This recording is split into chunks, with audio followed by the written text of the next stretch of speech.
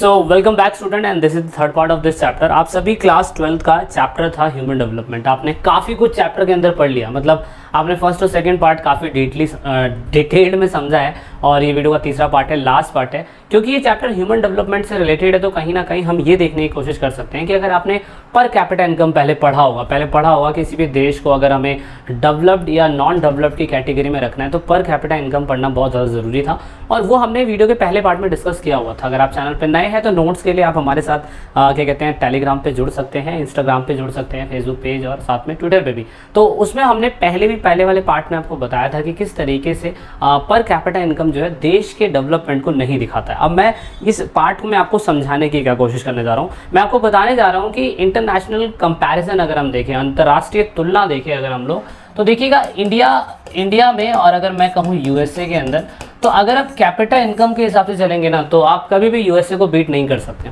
मतलब जो इलाका एरिया में छोटा होगा, जनसंख्या कम होगी, तो उसका पर कैपिटा इनकम हमेशा बड़े लैंडमास और बड़ी हाईली पॉपुलेशन एरिया से हमेशा ज़्यादा ही होगा।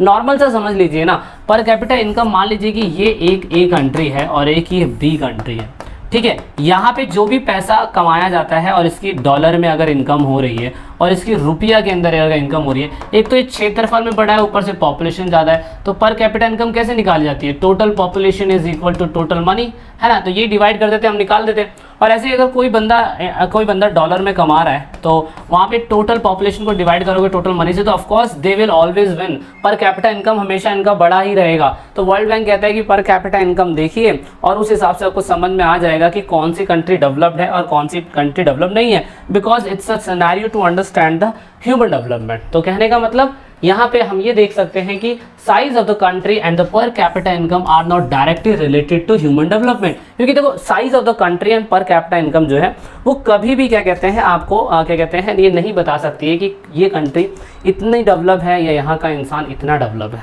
समझ पा रहे हो गया हो। इसका एग्जाम्पल जीता जागता हमें श्रीलंका का बता रखा है, ठीक है। तेरे एक और नाम इसमें दे रखा है, माफ़ी चाहूँगा, इसमें लिखा है ट्रिनिडाद करके इसका नाम लिखा है, और टोबैगो आई थिंक एक और कंट्री इसमें लिखी हुई है, ठीक है। ये तीन कंट्रियों का एग्जांपल टोबैगो लिखा हुआ है, ये कोई साउथ अफ्रीका कंट्री है। तो कहने का मतलब इसमें बताया हुआ है कि अगर इनको तीनों को कंपेयर करके अगर हम देखें तो देखो इनका क्षेत्रफल, इनके क्षेत्रफल और इनके क्षेत्रफल में बहुत अंतर है। श्रीलंका को अगर आप इंडिया से कंपेयर करेंगे तो ऑफकोर्स इंडिया जो होगा वो क्या कहते हैं श्रीलंका को कभी बीट नहीं कर पाया। श्रीलंका वैसे ही छोटा है, वहाँ की कैपिटल जो होगी वो ऑफकोर्स हमारे से ज़्यादा होगी अगर हम पर कैपिटा इनकम निकालें। एज यूजुअल अगर हम इंडिया के अंदर देखें तो इंडिया के अंदर पंजाब है, मद्रास है, मुंबई है, गुजरात है। तो अब देखो कि पंजाब और गुजरात केरला के कंपैरिजन में बहुत बड़े हैं, तो इस हिसाब से केरला का पर कैपिटा इनकम हमेशा ज़्यादा होगा, है ना।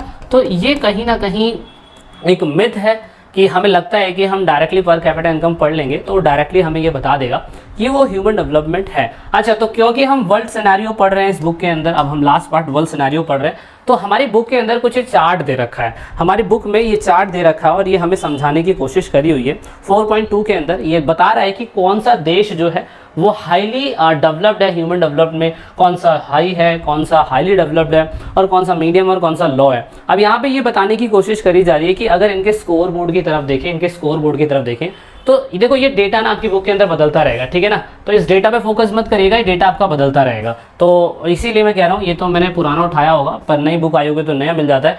लेकिन यहाँ पे आपको पता है ना, मैंने तरीका बताया था कि स्केल को नापने का, कि यूँ कहा गया है कि जीरो से लेके एक नंबर तक एक स्केल बनाया गया।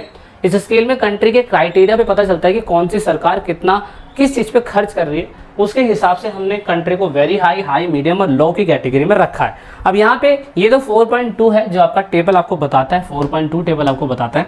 ऐसी 4.3 टेबल है, वो ये बताने की कोशिश कर रहा है कि ये वो कंट्री है जो दुनिया के अंदर सबसे वेरी हाई पे, मतलब टोटल 66 कंट्रियाँ जो पूरे हाई पे है। अब बुक के अंदर अलग अलग हो सकता है, लेकिन इसमें यहाँ पे 66 है, लेकिन आपकी बुक में भी शायद से 53 भी हो सकता है। तो कहने का मतलब ये है कि कंट्री को ये बताया हुआ है कि कौन सी कंट्री वेरी हाई है, मीडियम है, लो है, उसके रीज़न क्या हो सकते हैं। क्योंकि हम कहीं ना कहीं ह्यूमन डेवलपमेंट को पैसे से कनेक्ट कर रहे हैं, और अगर पैसे से कनेक्ट कर रहे हैं तो इंसान का डेवलपमेंट मतलब कंट्री का डेवलपमेंट। तो कंट्री के डेवलपमेंट को करने के लिए हमने स्केल को मेजर कर लिया कि इतने से इतने बीच में अगर कोई कंट्री है तो वो कंट्री ऐसे मीडियम, लो और वेरी हाई और हाई की कैटेगरी में आती है। तो कहने का मतलब हमने ये कहा है कि जो वेरी हाई इंडेक्स वैल्यू वाली कंट्री है, तो उन कंट्री के अंदर अगर आप देखें तो इनका जो स्केल होता है ना वो 0.8 समथिंग होता है और अभी 59 है, पर ये कंट्रियाँ के डेटा बदलते रहते हैं, याद रखिएगा, पर ये स्केल नहीं बदलेगा। स्केल आपसे एग्जामिनर पूछ ले तो आप ये लिख देना। तो ऐसा कहा जाता है कि वहाँ नॉर्वे, आइसलैंड, ऑस्ट्रेलिया, यहाँ पे एजुकेशन, हेल्थ, गवर्नमेंट इनको पहली प्रायोरिटी देती है। मतलब ये लोग ऐसा नहीं है कि इन पे कोई कंट्री अटैक कर देगी, इनको कुछ टेक्नोलॉजी पे काम करना है, सब कर चुके हैं। सो दैट इज़ वाई ऐसी कंट्रियाँ जो अपना ज़्यादातर पैसा एजुकेशन पे, हेल्थ पे और इंसान के डेवलपमेंट पे और ऐसे सेक्टर पे अगर पैसा ज़्यादा खर्च करती है, तो यूरोप की मोस्टली कंट्रियाँ ऐसी है जो पूरी तरीके से वेस्टर्नाइज है, बहुत अच्छी टेक्नोलॉजी करके बैठी हुई है। तो of course they spend their money on the education and transportation system, public health care system. और हमारी कंट्री में, अब हमारी कंट्री में तो डेवलप ही नहीं हुआ अभी ढंग से, रोड तो अच्छे हैं नहीं, रोड टैक्स ले लेते पर रोड है ही नहीं अच्छे। तो इसीलिए हमें बहुत सारी चीज़ों पे काम करना है। आतंकवाद जैसे मुद्दे हैं, ये इनको कोई दिक्कत नहीं होती इन चीज़ों से कि कोई चोरी हो रहा है, कोई कुछ हो रहा है। They are very skilled, they are बहुत so much high in that. So that is why हम कंट्री को ऐसे पता कर सकते हैं कि कौन सी कंट्री जो है अपना मोस्टली पैसा किन चीज़ों पे खर्च कर रही है। तो इससे हम अंदाज़ा लगा सकते हैं कि कौन सी कंट्री वेरी हाई डेवलप्ड है, कौन सी कंट्री विद मीडियम इंडेक्स वाली होती है।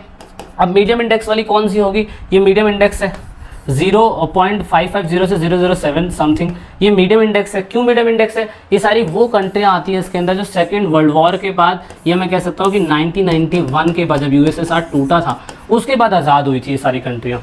मतलब हमारा इंडिया भी इसी के अंदर से ही आता है, हमारा इंडिया भी इसी का ही पार्ट है। और यहाँ पे आप देख सकते हैं कि ये वो कंट्रियाँ होती है जिन्होंने समय के साथ साथ अपने पॉलिटिक्स को भी ठीक करा, अपनी जो जनता है उसके कामकाज पे, उन चीज़ों पे फोकस करने की कोशिश करी। मीडियम स्केल की कंट्रियाँ वही आती है इसके अंदर जिनके ऊपर कभी ना कभी किसी न किसी कंट्री ने राज करा। तो ऑफकोर्स हम इसी के पार्ट में आते हैं।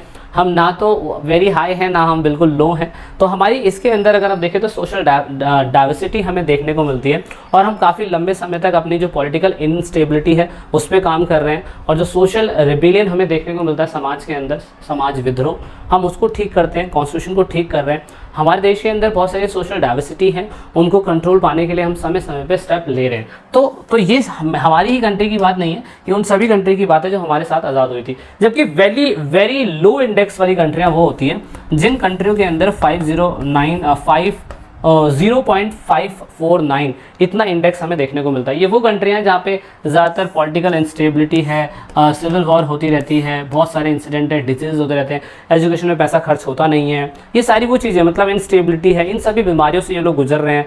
तो बहुत सारी सिविल वॉर जैसी सिचुएशन होती रहती है। तो ये वो सारी कंट्रियों के अंदर में आता है। तो इस तरह से हम इंटरनेशनल लेवल पे जो कंट्रियाँ होती हैं उनको स्टडी कर सकते हैं, 1 to 1 स्टडी कर सकते हैं। और स्टडी करने के बाद हमें पता चल सकता है कि कौन से स्केल के अंदर हमने किन कंट्रियों को रखा है। तो इस हिसाब से अगर हम कहें कि why do we study the country index, तो अगर हम कंट्री इंडेक्स को पढ़ते हैं तो हमारा पढ़ने का मेन रीज़न क्या है? पढ़ने का मेन रीज़न बस यही है, हमें समझ में आता है कि जो हाईली वैल्यू कंट्री है वो किस तरीके से अपना ज़्यादातर पैसा सोशल सेक्टर के अंदर खर्च करती है, किस तरीके से वो एजुकेशन पे खर्च करती है।